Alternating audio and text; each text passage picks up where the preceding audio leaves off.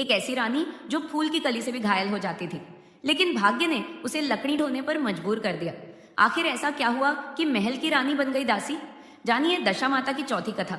एक समय की बात है, एक राजा था। उसकी रानी अत्यंत कोमल और सुकुमार थी। वह हमेशा फूलों की सेज पर सोया करती थी। एक दिन फूलों की सेज में एक कच्ची कली रह गई। उसी रात रानी को नींद नहीं आई। राजा ने पूछा, प्रिय, आज तुम्हें नींद क्यों नहीं आ रही? क्या कोई कष्ट है? रानी बोली, आज सेज पर एक कच्ची कली रह गई है, वही मेरे शरीर में चुभ रही है, इसलिए मुझे नींद नहीं आ रही। उसी समय पास में जल रहा दीपक हंस पड़ा। राजा ने हाथ जोड़कर पूछा, हे ज्योति स्वरूप, आप क्यों हंसे? दीपक बोला, अभी तो रानी एक कच्ची कली से व्याकुल है, जब इसके सिर पर बोझा उठाना पड़ेगा तब क्या होगा? राजा ने आश्चर्य से पूछा, क्या मेरे जीते जी ऐसा हो सकता है? दीपक ने दृढ़ता से कहा, हाँ, ऐसा अवश्य होगा। दीपक की भविष्यवाणी सुनकर राजा चिंतित हो गया।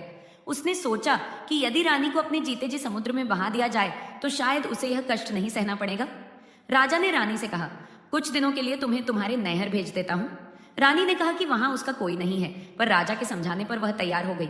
उसने अपने कीमती आभूषण पहन लिए। राजा ने उसे एक संदूक में बैठाकर नदी में बहा दिया। वह संदूक बहते बहते समुद्र में पहुंचा, जहां राजा के बहनोई का राज्य था। वहां के राजा ने मल्लाहों से संदूक निकलवाकर महल में रखवा दिया और आदेश दिया कि जब तक वह न आए कोई उसे न खोले। लेकिन रानी को जिज्ञासा हुई और उसने संदूक खुलवा दिया। उसमें एक अत्यंत सुंदर स्त्री 16 श्रृंगार में बैठी थी। रानी ने सोचा कि यदि राजा इसे देखेंगे तो उसी पर मोहित हो जाएंगे, इसलिए उसने उस स्त्री के सारे आभूषण उतरवाकर उसे फटे पुराने कपड़े पहना दिए और फिर से संदूक बंद करवा दिया। जब राजा ने संदूक खुलवाया तो उसमें एक भिखारिन जैसी स्त्री दिखी। रानी ने कहा कि इसे कारखाने में भेज दिया जाए। वहां वह लकड़ी ढोने लगी और उसी से अपना जीवन बिताने लगी। एक दिन कुछ स्त्रियां नदी में स्नान करके दशा रानी के गंडे ले रही थी। एक गंडा अधिक रह गया। तभी लकड़ी ढोने वाली रानी वहां आ गई। उन्होंने कहा, यदि चाहो तो यह गंडा ले लो। रानी ने कहा, मेरे पास पूजा करने का साधन नहीं है। स्त्रियों ने कहा, तुम चिंता मत करो, हम रोज कथा सुनाएंगी, तुम सुनती रहना। 10वें दिन पूजा होगी, तब दशा माता तुम्हारी दशा बदल देंगी। रानी ने श्रद्धा से गंडा ले लिया। उधर राजा को चिंता हुई कि रानी का क्या हुआ होगा। वह खोजते हुए अपने बहनोई के यहाँ पहुंचा। रात को उसके पैर दबाने के लिए उसी लकड़ी ढोने वाली रानी को बुलाया गया।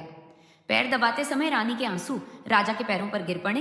पूछने पर उसने बताया कि उसके पति के पैरों में भी ऐसा ही पद्म चिन्ह था। राजा समझ गया कि वही उसकी रानी है। उसने सारी बात पूछी और सच्चाई जान ली। सुबह होते ही उसने अपनी बहन को सब बताया।